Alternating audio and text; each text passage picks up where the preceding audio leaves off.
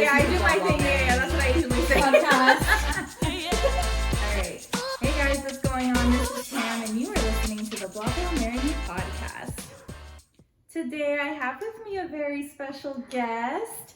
I have Blanca the Realtor. I guess that's what we'll call you. Right? Yes. Blanca the Realtor. And so like I said in the first episode when I came back was that I was going to be talking about subjects and things that were serious and intentional. And I feel like there's probably not a more serious topic that you could talk about in terms of buying a house in your lifetime. Is probably one of the biggest purchases you'll make. So she's here today to kind of talk through like that process and what people should be thinking about or asking themselves in the home buying process. So Blanca, let's see, we met, I feel like we didn't meet that long ago, maybe like a year or two years ago. I think we met in passing a couple years ago at Juan and Yvette's house, but then we like really got to know each other maybe like a year ago. Yeah, so Feast and Yvette, I feel like I bring them up a lot in this podcast just in general, but they were your old neighbors. Yeah. So we all lived on the same side of town over here in Houston, and she was their neighbor across the street. And so you actually helped them buy their house that they're in now. And sell their old house. Yeah. I was kind of sad to sell the house across from me because that meant they were leaving too, and they were amazing neighbors. And good neighbors are they're gems. Like, they are really hard to come by. Like, when you have good neighbors, you have to like hold on to them because you don't know what people are moving in next door and everything. Even when we were moving, like, you know, years after Juan and Yvette moved from that house, a few years later, earlier this year, when we moved from that house, all the neighbors were like, Blanca, who's your buyer? Like, who's going to be my new neighbor? And I'm like, well, good luck. It's just as important as asking like anything about the house is what are the neighbors like? How are they? So, but I remember that's how you guys met, was that y'all were neighbors from across the street. And so, anyway, but you're a realtor. So how long have you been doing real estate here in Houston? I have been a realtor for like 5 or 6 years. I kind of lost track. Sure. I lost track, but it's been a couple years now. I'm 30 years old, and my specialization is in helping sellers sell their homes and buyers buy their homes. I have done leasing before. I know how to do leasing. I just don't like do it as much as I do helping buyers and helping sellers. And so that's pretty much what I cover. And I help with everything. You know, I can sell townhomes, condos.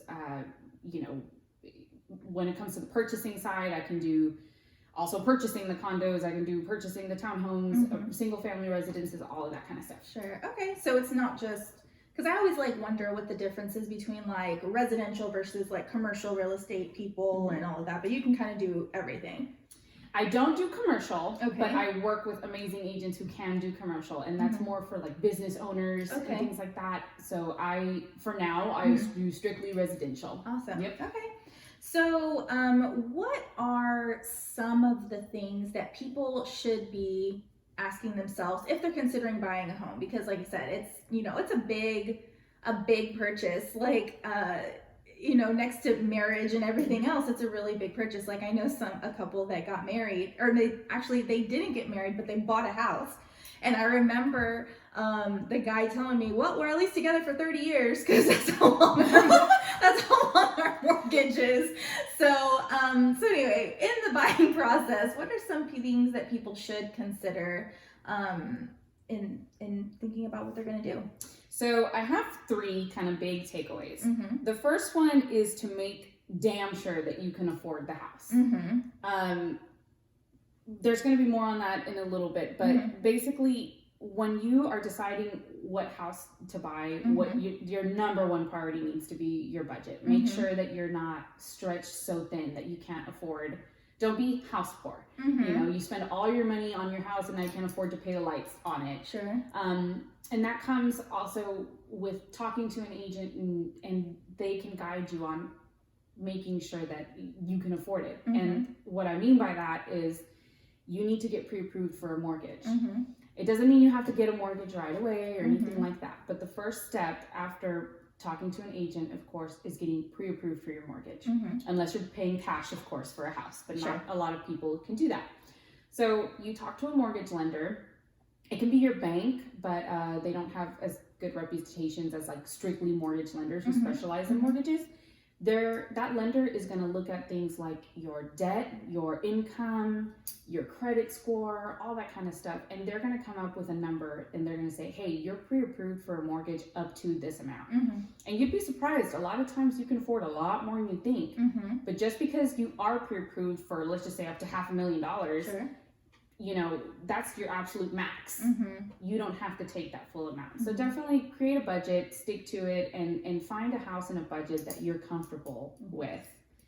The second piece of advice is to be realistic in the kind of house you're looking for. The average price of a house in Houston this year, I don't remember the exact number, but it's in the 300s. It's like 315,000, something like that. And that number steadily keeps rising year after year. So that being said, that's the average price of a house in Houston. That's not a shack and that's not a mansion. That's an average house. So with that in mind, kind of be realistic about what you're going to get in your budget. For example, there's not going to be a mansion on 100 acres in Midtown for $200,000. Sure. You know, so be realistic. And also ask yourself what you truly want and which features in a house are absolutely non-negotiable versus which ones you are flexible on. For example, I can get a 3 or 4 bedroom home, but it has to be in the Heights because I work in the Heights. So, you know, or I'm flexible on location as long as I have this that I need, you know, something like that. And the third piece of advice is finding an agent that explains the process to you in a way that makes you feel comfortable, because this is adulting, right? Sure. This is the largest investment you're going to make in your life. So definitely be comfortable with your agent. And despite what the internet tells you, definitely don't try to buy or sell a house on your own. It's just a bad idea. If it requires a license to be able to do it, it's probably a good sign that you're going to need some help with it if you don't have the license. And I've had a lot of clients come to me after a botched transaction with like a previous agent. I've had clients come to me that say, I'm kind of weary of agents. I was working with one and she kind of pushed me to buy the first house I saw, or, you know, I don't know what the process is. So the third piece of advice, and probably the best one, is definitely be comfortable with who you're working with. For a lot of people, this is the largest investment that they'll make in their whole life. You know, they buy it right after they get married, or maybe while they're engaged, or even single. A lot of single people buy homes too. It's a big deal, and your mortgage is going to be for either 15 or 30 years. So you're going to have it for a long time. It's a big process. It's a big deal. So talk to your agent, make sure, you know, it's fine to interview agents, but just be comfortable with that person. How long have they been in the industry? What's their experience? And did they explain the process to you? Can you talk to them comfortably? That kind of stuff. It should feel almost like you're talking to a good friend, as far as you being comfortable and that person helping you find the home, explaining the process, making you feel confident that you can do this, you know? So big process. So you're saying make a budget, know what your features are, so like your negotiables, non-negotiables, and then get a great agent. Big takeaways? Okay. Did I miss one? I was like trying to did I miss one? Okay. So let's say I've done all that. I've talked, you know, I figured out what my budget is, what I'm comfortable with. Do you recommend that people get a pre-approval before they talk to you, or can they talk to you first and then get a pre-approval, or how does that usually work? Well, if you don't know where to start, you can always start with asking me or asking an agent, you know, hey, where do I start? Like, be comfortable. Don't feel, there are no stupid questions in real estate. Agents help people buy and sell houses every day, but you and me don't buy houses every single day. So it's not something you're gonna know. You're not gonna know the questions to ask, and that's okay. Hey, I've never done this before. What's the process? What do I do? You know, and a good agent is gonna be able to help you. So if we don't know, then definitely start with an agent. Yeah, they're going to be the best way to direct you. If you have no idea where to start, definitely talk to an agent. Okay. But if you already have like a mortgage lender you have a relationship with, or like a friend or family member that you trust, you can certainly get pre-approved for your mortgage then, just so you know what budget you're in, and then talk to an agent. But I mean, those two are interchangeable. You can do both. If you don't know where to start, then your agent is going to be a great place. He or she can tell you, well, my previous clients have used these companies or these brokers before that have had great success, give them a call, or, something like that. All right. So we're talking, budget, haves and haves nots, and then an agent. So, okay. It was make sure you can afford the house. Be realistic about what kind of house you can afford. And find an agent that's going to help you, because you're not going to know what to do the first time you buy a house, especially. Okay. Even like when people buy houses, like recently I had a friend / client, and she said, my husband and I bought a house 10 years ago, but like that was so long ago that I, maybe they didn't remember as much, but even the industry has changed so much. Like even 5 years ago, it's not the same. Even 5 months ago, it's not the same as what's going on now. So yeah. Has it still been busy? Like, have people still, even with like COVID and everything, have people still been like buying houses and doing all that business? I am about to blow your mind. Believe it or not, this has been like the hottest, if not one of the hottest years in real estate in Houston ever. Crazy. Yes, like if you've been browsing HAR or Zillow, you'll see a house, and literally 24 hours later, you'll see it sold or pending or something. What? It is crazy right now. Yes, it is crazy. So I knew that the mortgage rates were really low right now because of everything. So I mean, I could see that with the mortgage rates being low, but at the same time, like we're in a pandemic and people are getting laid off left and right. So I don't know. That's crazy to me. Some people are getting laid off left and right. That's true. But the ones that are not are cooped up in their either apartment or house or somewhere that they're like, oh my God, I got to get out of here if I'm going to be stuck at home. I need something bigger, or I need something with a home office. Yeah. Or, the kids are doing virtual learning. This might be a good time to move. So when you combine that, being cooped up at home with the low interest rates, and it was just summertime, of course, like all the craziness. Oh yeah, it was a firestorm. It was it was crazy. That is so interesting to me. Wow. Okay. Yeah, I wouldn't have guessed that. I would have guessed that it was slowing down or whatever. Wow, that's so interesting. So what would be, so you just said apartments, so people have been living in apartments. So I also know, some people who are just, I want to rent because if something goes wrong, I know that I can call my landlord and my landlord will take care of it. So like, what are some of the biggest pros and cons? Because rent is, just looking at some apartments, like you're saying Midtown or like Washington, like over there, crazy expensive. And I was like, I'm sure that I could find a house with a mortgage that would be mine for that same price. So like, what would you say are like biggest pros and cons, I guess, from renting versus owning? Well, when you rent, it's very convenient. You might also have amenities in your building that you might not be able to afford in your house. A lot of these apartment complexes have like 2 pools, 3 pools, a gym, great stuff, plus location. A lot of people want to live close to work, so the best thing to do is lease an apartment close to work. And the houses might be so expensive near work, but the apartments might be a better alternative. So if you're still young, you haven't figured out kind of what you want to do long term, do you want to buy a house, you want to be kind of close to work, stick with leasing until you feel, okay, I'm ready. I'm ready to make that move. I'm ready to purchase a house over here. I can afford it. I understand what I'm getting myself into. Leasing is convenient. Like, I don't have anything against leasing. Before I had my house, I was leasing too at an apartment over in across from IKEA, literally. like that side of town. That's dangerous. Yeah, I know.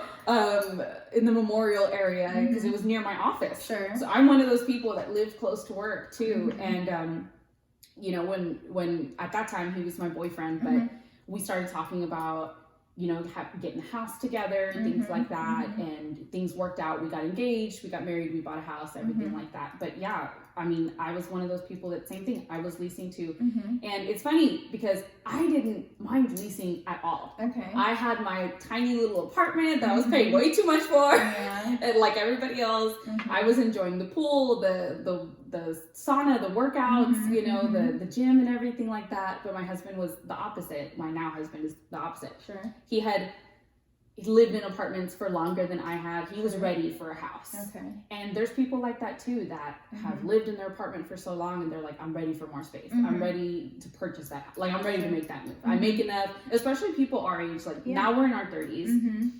We're there in our careers. Yeah. Some of us are. And, and they're ready to take that step. And it's also, I think us millennials have this kind of weird feeling or this kind of weird, we think like, oh God, I'm in my 30s. Like, I should have had a house by now. Sure. I should have been married by now. And that's not true. Yeah. That's not true. Like, our parents were getting married in their teens and 20s and buying houses in their teens and 20s. And the world is different. Like, where we are right now, this is, you are fine. Sure. Don't feel like because my parents bought a house at 21, like, oh God, I'm like 15 years behind. No, you're fine. Yeah. You're totally fine. Yeah. Well, and that's, I think too, like I, before I moved back to Houston, was in an apartment the whole time. And I was in Austin, and I moved, I swear, once a year at least. Yep. And one of my softball friends was like, "You moving all the time? Like, why don't you just live in your car? Because you're moving." And I was like, well, I'm not sure what I want to do yet. And that was like where I was at, which is why I was like, I'm not gonna, buy a house or anything right now. I'm just good leasing because I'm not sure what I want to do. And so moving back to Houston, I was like, I think I'm going to stay in Houston and I want to think about buying a house. And I actually had talked to you earlier in the year before COVID and everything happened. And I was like, I think I'm ready. I got, money saved and all this stuff. And then I got laid off. And so here we are. But, it'll be okay. It'll happen when it does. But this is when, like, that's where my thought process was. I was like, I'm ready. Like, I'm going to start looking. And you're like, all right, just let me know. And so, but anyway, leasing wasn't appealing to me anymore. Like, my sister moved into an apartment and we went to go help her, like, set up stuff and everything. And I was, just the whole thing about it, I was like, I cannot do apartment life anymore. Like, unless you're moving every single year. I was like, there's no way I cannot do apartment life anymore. Like, I need to just, save my money for a down payment so I can be in a house. I can't do it anymore. And so, anyway, but yeah, I just remember, like, leasing versus owning, they're, just pros and cons. Cause you do have to fix stuff. Like, if they go wrong at your house and, that's another pro. So for example, the first pro for me is it's convenient. If you want to lease, it's convenient. You might live close to where you work, or hang out a lot, or close to family. If anything breaks, like, you're off the hook. It's someone else's problem. But there's cons to it too. Sure. The space is a problem. Rents are consistently rising all across the United States, but here in Houston especially. And then, of course, there's, like, moving every single year. Yeah. Unless you want to extend your lease, but usually when they do that, they raise the rent. Yeah. And so a lot of agents tell people, if you can afford to rent, you can afford to buy. And in a lot of cases, that's true. It's just that when you purchase a home on your own, it's vastly different than leasing. Like, there's no one else on the hook. It's you. You're, if a light bulb goes out, you got to fix it. If the plumbing goes out, you got to fix it. Which leads me to another thing.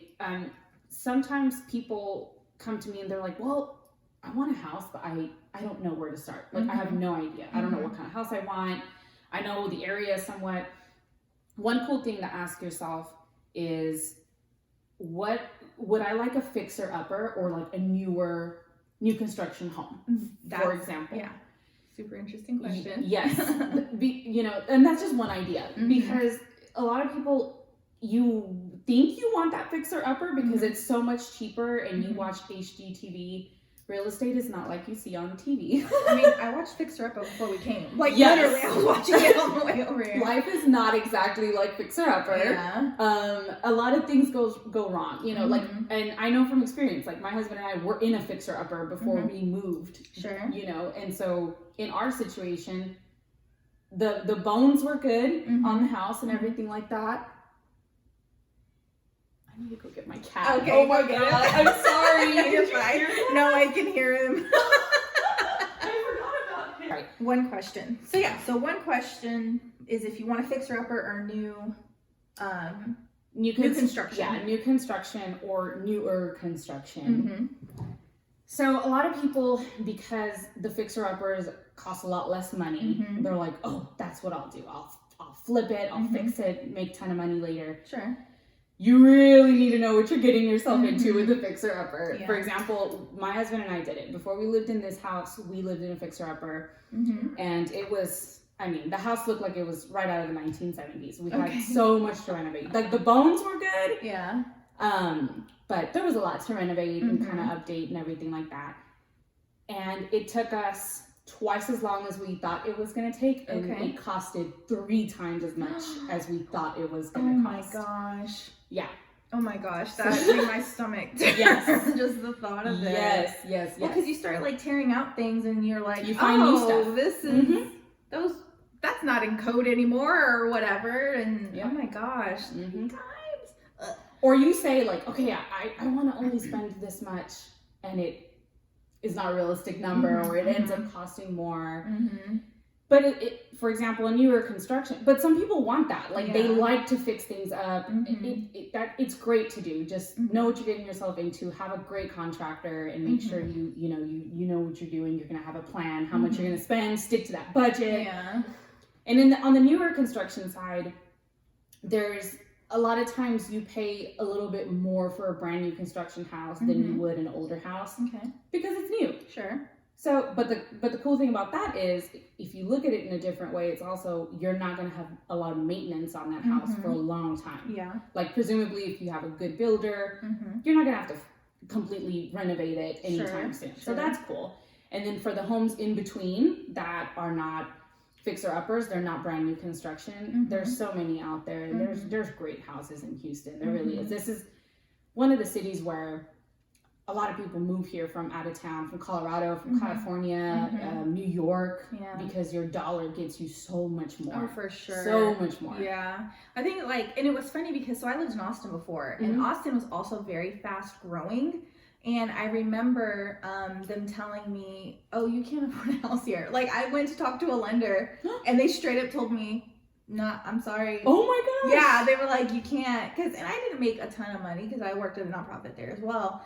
But I remember, and that's when I was like, yeah, this is not going to work for me, because like I want to see home ownership in my future. Yep. And if I can't buy a house here by myself, because I'm still single, and so like it's not like I have another income to put with mine to make it, more appealing on an application for a lender. And so that's when I was like, that was like my last nail in the coffin. Like, I can't I can't buy a house here. I need to move back to Houston. So well, Austin also has don't they have like a mini housing crisis going on where dude, the house it's crazy there. Like, it's that town is too small for the people that live there. It's far too small, and people, like, things keep moving there. Like Tesla, and it's all from California. It's all companies from California moving there. Like, Tesla just moved in. You got to think, like, everybody's got their startup there. Like, all of these online realtors, e-commerce stores are all like in Austin. I mean, Adele's always been there, but like Google has a campus there now. Yeah. Like, it's crazy. Facebook too, don't they? Facebook has campus there.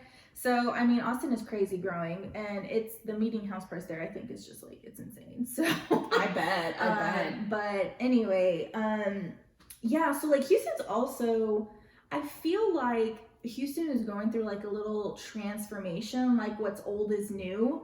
Because I've seen so many neighborhoods, like I can remember seeing like Garden Oaks, like Oak Forest. That area when I was younger was like old people live there, and it was like nothing to look at. And now it's the hot spot. It's crazy. It's the hot place to be. Yes, and so that is, I think we're seeing that happen a lot in different pockets around Houston, and Houston is huge. So I can only imagine like how, I guess that's it. What's old is new now. And like people are just, coming in and they bulldoze and like build a new house. And it's just like kind of odd because then you've got like these giant houses next to these little tiny 2 1-bedroom houses and stuff. And that's what's in the Heights too. So, excuse me. Houston is very different. Houston real estate is hyper local.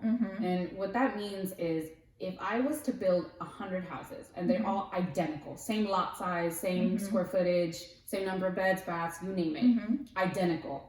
And I scattered those 100 houses all throughout Houston. One in Cypress, one in Denver Harbor, one in the Heights, one in the Woodlands, one in League City, one in Pearland. Not a single one of those houses would sell for the same price. Okay. It is hyper local.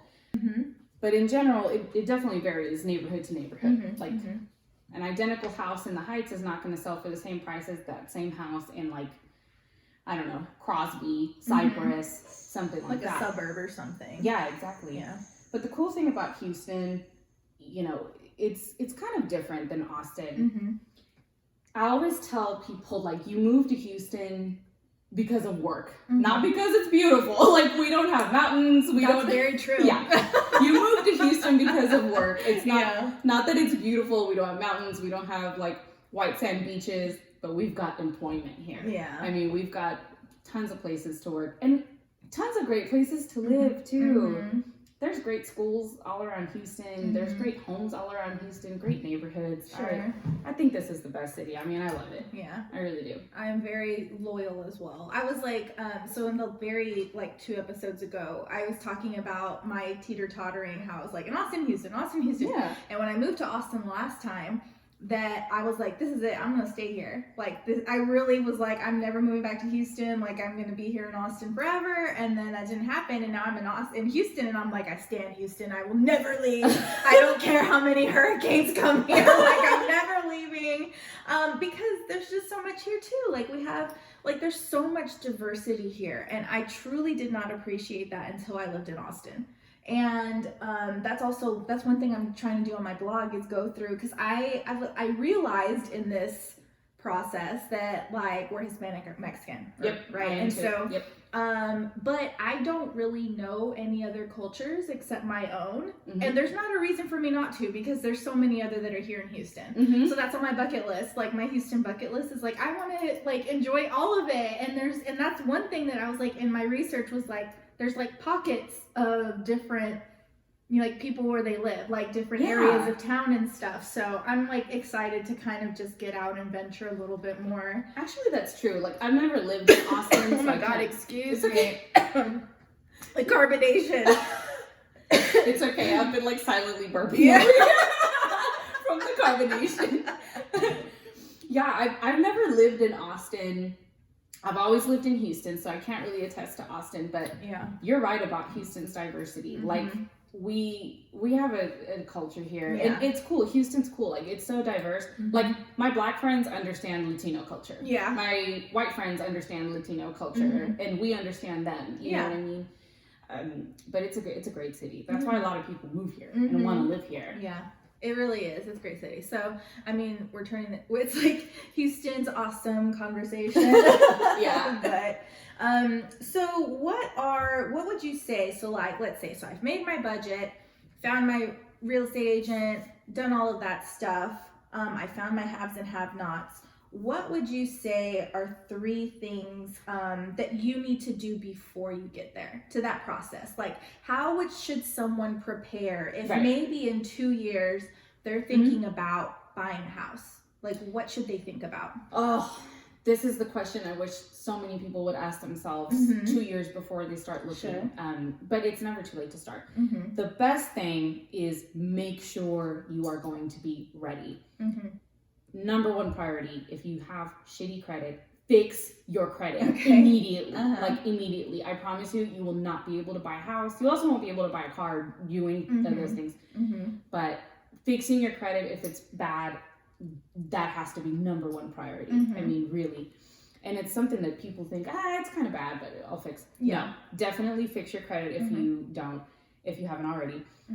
make sure that you're financially ready. Like, have your secure job, make sure your credit's good, and also have a savings. Depending on what kind of loan you get, you may not need as much money to buy a house as you think, but it never hurts. It never hurts to have a good nest egg just kind of put together. Another thing is closing costs. Like, a lot of buyers, if you're buying a house for the first time, they think, oh, I don't have to worry about closing costs. The seller pays that.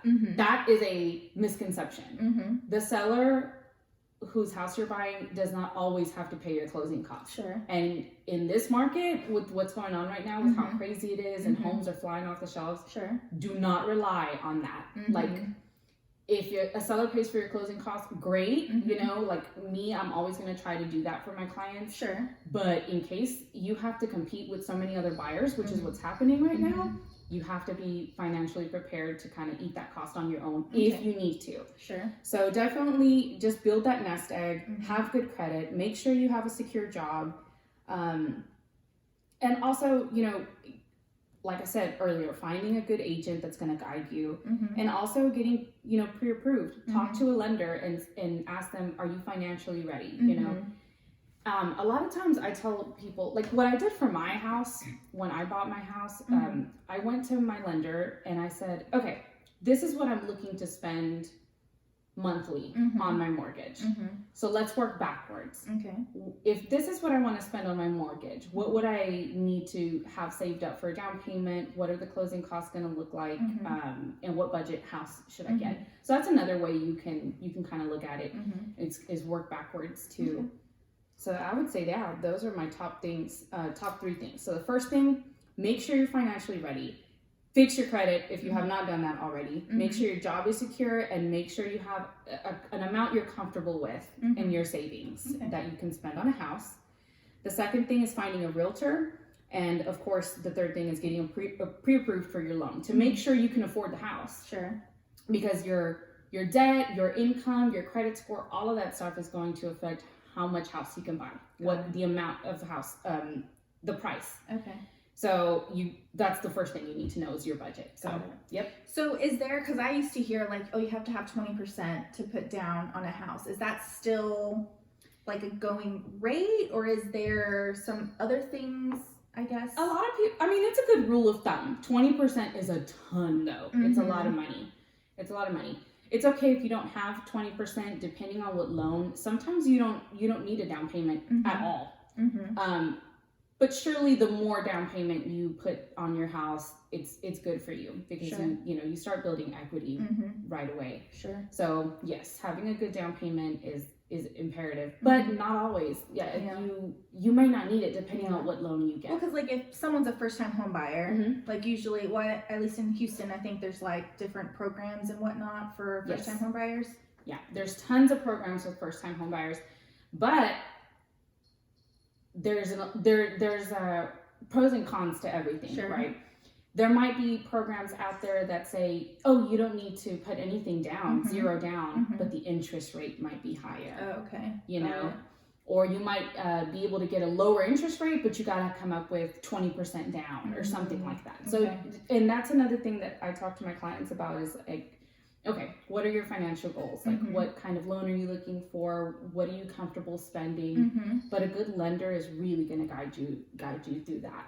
Okay. They're going to go over numbers with you and make sure you can afford what you want and everything like that. And a lot of times these lenders, they'll even tell you if you're not ready. Okay. Hey, your credit is this much, but if you paid off these 2 credit cards, your interest rate would drop so much. And in the long term, it could save you literally tens of thousands of dollars. I'm not even kidding. It's crazy.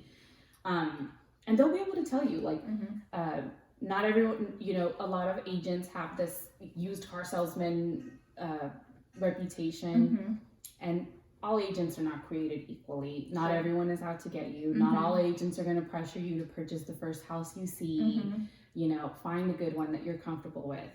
And same goes for finding a mortgage lender as well. Okay. So what would you say, we'll do our last little piece of advice here. So don't be a little bitch is like the show motto. Yeah. And so it's basically a piece of advice like that you would give someone. So basically, like an example, your whole don't be a little bitch and open 10 credit cards if you're planning on buying a house in 3 years. Okay. So don't be a little bitch and fix your credit score. Okay. Get your financial life in order. If you think you might want to buy a house soon, stop spending money on Starbucks and Target, Marshalls, all of that stuff. Get serious, pretty much. Visualize yourself in that house and just kind of think about what it's going to take. All right, I think I'm getting ready. And basically just, you have to, it's adulting. Man up. Like, you know you can't buy a house for free. Like, you have to start saving up. You have to make sure your financial life is in order, everything like that, and you got this. Like, you got this. You can do it. If you're on the fence, more than likely you will be able to purchase your house. It's not some faraway dream. People say the American dream is dead. No, people are still buying houses. People our age, in our 30s, we're still buying houses. Okay, definitely. Awesome. So where can they find you if we're in Houston and they need a realtor to start that process? Because you said that that's a good first step, is always to find a good agent. So. Yes.